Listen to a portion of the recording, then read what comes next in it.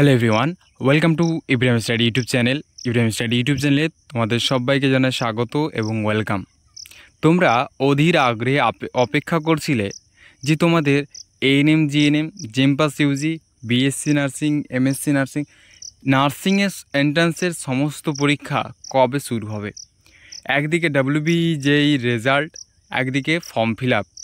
তোমরা অনেকে অপেক্ষা করেছিলে ডাব্লিউবিজেই রেজাল্ট কবে পাবলিশ হবে এবং ANM, GNM, JENPAS UG, BSc নার্সিংয়ের ফর্ম ফিল আপ কবে শুরু হবে। তো তোমাদের আমি আগের ভিডিওতে বলেছিলাম তোমাদের প্রত্যেকটা ওবিসি কেসের হেয়ারিং আমি আপডেট দিয়ে এসেছি যে ওবিসি কেসের হেয়ারিং আজকে হলো না, তোমাদের 15 তারিখ হলো না, 18 তারিখ আছে, 18 তারিখ হলো না, 22 তারিখ আছে, আবার 22 তারিখটা ডিলে হয়ে আবার 29 তারিখ হয়ে গেছে।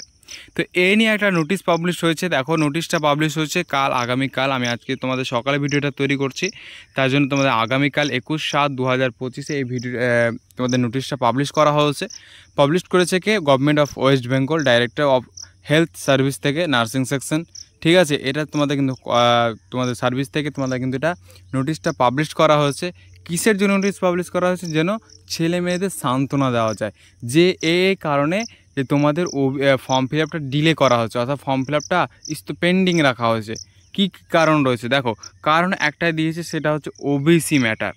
সব থেকে যেটা বড় আপডেট হচ্ছে সেটা হচ্ছে ওবিসি ম্যাটার। তোমাদের আমি এর আগের ভিডিওতে যতই ভিডিও করেছি তোমরা অনেকেই অনেক রিজন বলেছো, অনেক কমেন্ট বলেছো। আমি এই নিয়ে ভিডিও তোমাদের আমি দিতে চেয়েছিলাম, ঠিক আছে, কিন্তু তার মধ্যে নোটিশ পাবলিশ হয়ে গেল। এর থেকে আর খুশির খবর তোমাদের কিন্তু হতে পারে না। তো নোটিশে কি বলা হয়েছে সমস্ত কিছু তথ্য শেয়ার করবো তোমাদের আজকের এই ভিডিওর মাধ্যমে। তাই বলছি ভিডিওটা প্রথম থেকে শেষ পর্যন্ত দেখো। যারা চ্যানেল নতুন হয়ে থাকছে অবশ্যই চ্যানেলটি সাবস্ক্রাইব করে এখানে নতুন তথ্য, নতুন ইনফরমেশন, অথেন্টিক ডেটা অবশ্যই তোমরা শেয়ার পাবে। তোমরা যারা টেলিগ্রাম গ্রুপে যুক্ত নেই অবশ্যই টেলিগ্রাম গ্রুপে যুক্ত হয়ে যায়। এএনএম, জিএনএম, জেমপাস ইউজি সমস্ত তোমাদের সমস্ত পরীক্ষা কিন্তু ক্লাস করানো হয় সেখানে, ঠিক আছে। তাই বলছি অবশ্যই তোমরা টেলিগ্রাম গ্রুপে যুক্ত হয়ে যাবে। কি বলছে নোটিশে আমরা একটু দেখে নেব। তো তোমাদের এখানে নোটিশে একটাই কথা বলা হয়েছে যে সেটা হচ্ছে ওবিসি ম্যাটার। ওবিসি ম্যাটার কিসের জন্য? ওবিসি ম্যাটার দেখো কি বলেছে, the counselling process and admission. The counselling process and admission, তোমাদের কাউন্সিলিং প্রসেসও এবং অ্যাডমিশন দুটোরই কথা বলা হচ্ছে of different nursing course of the stay of West Bengal. তো এই যে দুটো ডিফারেন্ট নার্সিং কোর্সের এবং তোমাদের যে ওয়েস্ট বেঙ্গলের মধ্যে রয়েছে ANM, GNM, BSc nursing, post basic BSc nursing, MSc nursing, ঠিক আছে, কোর্স হ্যাজ নট স্টার্ট, এখন পর্যন্ত সেটা স্টার্ট হয়নি। Tell date for the academic year 2025-26। এখানে যে টেল অ্যাকাডেমিক ইয়ার 2025 অ্যান্ড 26-এ ডিউ টু করা হচ্ছে, অর্থাৎ সেটাকে স্থগিত রাখা, সেটাকে পেন্ডিং রাখা হচ্ছে। কিসের জন্য? দেখো এখানে লেখা রয়েছে ওবিসি ম্যাটার। এই যে দেখো লেখা রয়েছে the court case OBC matter pending before the honourable high court, Kolkata high court, honourable Kolkata high court. তো এখান থেকে তোমরা ক্লিয়ারলি বুঝতে পারছো যে তোমাদের অনারেবল হাইকোর্ট থেকে ওবিসি কেস না মেটা পর্যন্ত তোমাদের কিন্তু ফর্ম ফিল আপ, এক্সাম, তোমাদের আরও যা কাউন্সিলিং প্রসেস, আরও যা রয়েছে সমস্ত কিছু পেন্ডিং থাকবে। তাহলে ফর্ম ফিল আপ কবে শুরু হবে, ওবিসি কেস কবে মিটবে, হাজারো মনে প্রশ্ন থাকবে, কিন্তু সেই প্রশ্নের উত্তর কিন্তু এই ভিডিওর মাধ্যমে থাকছে। তাই বলছি ভিডিওটা শেষ পর্যন্ত দেখো। যারা এখনও লাইক করি অবশ্যই লাইক করে দাও, প্রচুর পরিমাণে কিন্তু শেয়ার করে দাও, ঠিক আছে।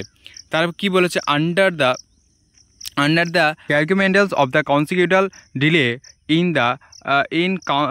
conducting the counseling process and admission of the above notice course in the state of West Bengal happening which may kindly be acknowledged। এই যে কারণে তোমাদের ওপরে যে কারণগুলোর জন্য তোমাদের form fill up, exam delay রয়েছে সেই কারণগুলি তোমাদের তুলে ধরা হয়েছে, ঠিক আছে। Appropriate action my kindly be taken authorities in this regard. তোমাদের এই যে কারণগুলো তুলে ধরা হয়েছে ওবিসি কেসের রিজন, সেই ওবিসি কেসের রিজন অর্থাৎ ওবিসি কেস না মিটা পর্যন্ত তোমাদের সমস্ত কিছু তথ্য পেন্ডিং অবস্থায় থাকবে। আশা করছি এই পুরো বিষয়টা ক্লিয়ার হয়ে গেল। তো তোমাদের একটাই কথা নোটিশ করে জানিয়ে দিল, এটা হচ্ছে সবথেকে খুশির খবর। তোমাদের এই যে নোটিশটা জানালো, যদি এটা নোটিশটা আশা করি আমি এই নোটিশটা যদি তোমাদের আগামী 15 থেকে বা 1 মাস আগে জানিয়ে দিত যে ওবিসি কেসের জন্য আমরা এই ফর্ম ফিল আপটা শুরু করতে পারছি না, তাহলে একটা ছেলে মেয়েদের কী হতো, একটা মনের চিন্তা ভাবনাটা আস্তে আস্তে কম থাকতো যে আমাদের একটা ওবিসি কেসের রিজন দিয়েছে, যে আমাদের একটা নোটিশ পাবলিশ করেছে, যে ফর্ম ফিল আপ অবশ্যই হবে, এক্সাম অবশ্যই হবে, তো আমাদের লেট হবে। আমি তোমাদের কিন্তু প্রতিটা ভিডিওতে বলেছি যে ফর্ম ফিল আপ হবে, এক্সাম হবে, কাউন্সেলিং শুরু হবে, তোমাদের কিন্তু লেট হবে, তোমাদের প্রত্যেকটা ভিডিওতে আমি তোমাদের কিন্তু গাইড করেছি, ঠিক আছে।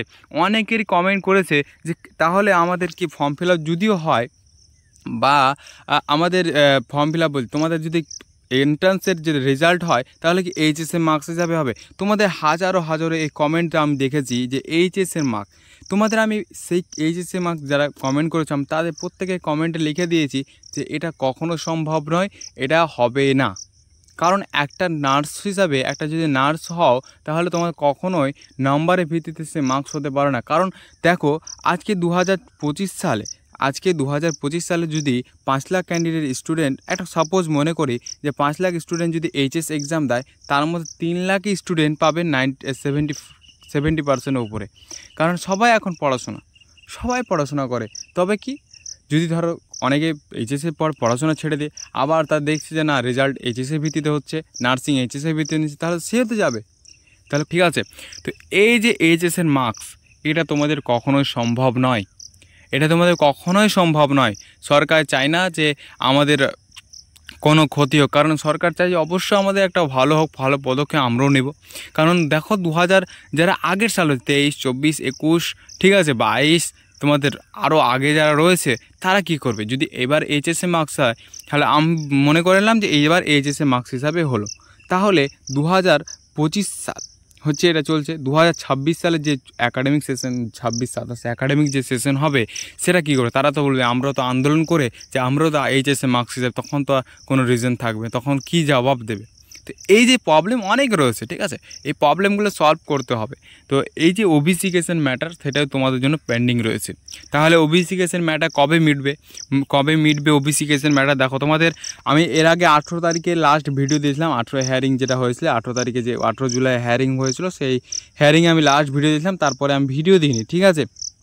তোমাদের 18 তারিখ পর বলেছিলাম যে 22 তারিখ একটা হেয়ারিং রয়েছে, সে হেয়ারিংয়ে কী বলছে, তার সাথে 25 তারিখে তোমাদের কিন্তু কলকাতা হাইকোর্টে একটা হেয়ারিং রয়েছে, ঠিক আছে। কিন্তু তোমাদের সেই 22 তারিখেরটা সুপ্রিম কোর্টে যে হেয়ারিং ছিল সেটা কিন্তু চেঞ্জ হয়ে সেটা কিন্তু 29 তারিখ হয়েছে। তার সাথে আমি আরও বলেছিলাম যে 29 তারিখে যে হেয়ারিংটা রয়েছে, অর্থাৎ তোমাদের আমি ডেট বলেছিলাম না, কিন্তু তোমাদের যে পরবর্তী যে হেয়ারিংটা আসবে 22 তারিখে পর, যদি 22 তারিখে না হয় তাহলে কিন্তু এটা আগস্ট মাস পর্যন্ত চলতে, আগস্ট মাসে ফার্স্ট উইকে একটা হওয়ার সম্ভাবনা থাকছে। তাহলে 29 তারিখে যদি না হয় তাহলে আগস্ট মাসে ফার্স্ট উইকে ওবিসি কেসের হেয়ারিং হবে, ঠিক আছে। এখানে কিন্তু ডেট কোনো মেনশন উল্লেখ করেনি, তোমাদের কিন্তু কখন ওবিসি কেস মিটবে, কখন শেষ হবে, এই সব কোনো ডেট মেনশন করেনি, শুধু বলেছে ওবিসি ম্যাটার, শুধু কি বলেছে ওবিসি ম্যাটারের জন্য তোমাদের কিন্তু ফর্ম ফিল আপ পেন্ডিং রয়েছে, ঠিক আছে। তো তোমাদের বলে দিই যে 29 তারিখে একটা ওবিসি কেসে সুপ্রিম কোর্টে হেয়ারিং রয়েছে, ঠিক আছে। আশা করছি এখান থেকে ভালো একটা ফলাফল পাবো আমরা, তার দিকে আমরা তাকিয়ে থাকবো। তার সাথে জন্য ওবিসি কেসে ডিলে না, পরবর্তী শুনানি না হয়ে যায়, যে আমি জাস্টিস অসুস্থ একটা কোনো রিজন দিয়ে একটা পরবর্তীতে না ফেলা হয়। আমরা গভর্নমেন্টের কাছে রিকোয়েস্ট করব যেন আমাদের ছাত্রছাত্রীদের যেন সমাজ পরিবেশটাকে নষ্ট না করে দেয়, ঠিক আছে, ভবিষ্যৎটাকে নষ্ট না করে দেয়। কারণ তারা তো করে আসছে অলরেডি, ঠিক আছে, কিছু বলার থাকে না। তো এভাবে না করে দেয় আমাদেরকে, সমাজটাকে ভবিষ্যৎটাকে নষ্ট না করে।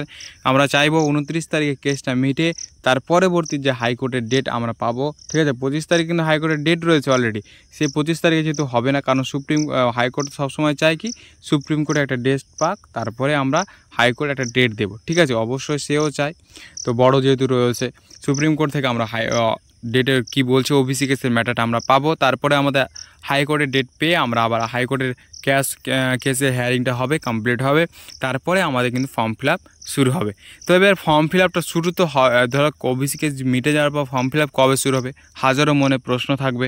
দেখো ফর্ম ফিল আপ কবে শুরু হবে, দেখো ফর্ম ফিল আপ তোমাদের যদি ফর্ম ফিল আপ এই যে ওবিসি কেসের ম্যাটার যদি মিটে যায় তাহলে আশা করি আগস্ট মাসে কিন্তু ফর্ম ফিল আপ শুরু হয়ে যাচ্ছে। তাহলে এক্সাম কবে হবে? এক্সাম আগস্টের পর যে আগস্ট, ঠিক আছে, আগস্ট সেপ্টেম্বর অক্টোবর রয়েছে, ঠিক আছে। আগস্টের পর সেপ্টেম্বরে পরীক্ষা হবে, অক্টোবরে কী হবে, রেজাল্ট পাবলিশ হবে, তারপরে তোমাদের নভেম্বরে কাউন্সিলিং চলবে। 1 মাস টাইম মানে পরবর্তী 1 মাস করে করে তোমাদের কিন্তু সম্পূর্ণ প্রসিডিউরটা কিন্তু শেষ করা হবে। তাহলে এখানে একটা খুশি ভালো জিনিস কী জানো, তোমাদের পরবর্তী আমি তোমাদের যে সম্ভাব্য ডেট ও তারিখ, ঠিক আছে, তোমাদের আমি সেখানে দেখিয়েছিলাম 2021 সাল 22 সাল কতদিন ফর্ম ফিল আপ চলেছিল, কত তারিখে ফর্ম ফিল আপ হয়েছিল, কত তারিখে রেজাল্ট পাবলিশ হয়েছিল, এই নিয়ে দেখিয়েছিলাম। তার সাথে সাথে কাউন্সিলিংও দেখিয়েছিলাম। তাহলে দেখো 2023 সাল 24 সাল থেকে যদি দেখে আসো, তাহলে নভেম্বর মাসে কিন্তু কাউন্সিলিং শুরু হয়েছে, কোনো এগোনো পিছনো হয়নি। এখনও আমাদের হাতে টাইম রয়েছে, অবশ্যই কাইন্ডলি টাইম রয়েছে যে তোমাদের নভেম্বর মাসে কাউন্সিলিং কিন্তু একটা শুরু হলে কিন্তু অ্যাকাডেমিক ইয়ারে যে ধরো 1 মাস এদিক ওদিক হতে পারে, তবে কিন্তু অ্যাকাডেমিক ইয়ারটা কিন্তু মিলিয়ে দেওয়া হবে, ঠিক আছে।